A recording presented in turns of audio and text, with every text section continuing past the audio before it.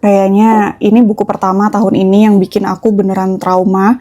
Gak cuma sekedar speechless, tapi rasanya hati dan pikiranku itu bener-bener ikutan kosong. Dan aku nggak tahu how could I live my usual life after this book. Aku mungkin nggak akan sanggup untuk ngebahas buku ini sekarang, tapi serius setelah baca buku ini, aku jadi makin mempertanyakan dunia macam apa yang sebenarnya kita tinggali saat ini. Bagaimana bisa sesosok manusia yang sama-sama tercipta dari daging, darah, dan tulang yang sama, itu membunuh ribuan manusia dengan gampangnya dan membuang jasad mereka begitu aja. Aku nggak tahu ada rasa sesal nggak ya di hati mereka. Dan aku juga nggak habis pikir sama para penguasa yang sebegitu teganya membumi hanguskan rakyatnya, lalu dengan mudahnya menghapus sejarah supaya orang-orang kayak kita itu nggak tahu jejak perbuatannya, mengatur sistem dunia sedemikian rupa sehingga kita hanya bisa lihat kanan kiri, membandingkan hidup kita dengan kenyamanan orang lain, sehingga kita lupa caranya bersyukur, karena kita nggak tahu dan nggak bisa membandingkan seberapa tragisnya kehidupan orang-orang yang hidup di masa sebelum kita. Aku tahu setiap negara memang pasti punya sejarah kelamnya masing-masing, tapi sampai kapanpun aku nggak akan pernah siap dan nggak akan pernah terbiasa membaca kisah-kisah pembantaian sesama manusia kayak kita yang pernah terjadi di masa lalu hanya gara-gara dituduh melakukan sesuatu yang bahkan mereka nggak tahu apa maknanya. Pembantaian seperti itu ternyata juga pernah terjadi di Pulau Jeju. Next, aku akan coba untuk mereview buku ini lebih lengkap lagi. Kalau kalian penasaran tentang sejarah kelam yang pernah terjadi di Pulau Jeju sekitar tahun 1940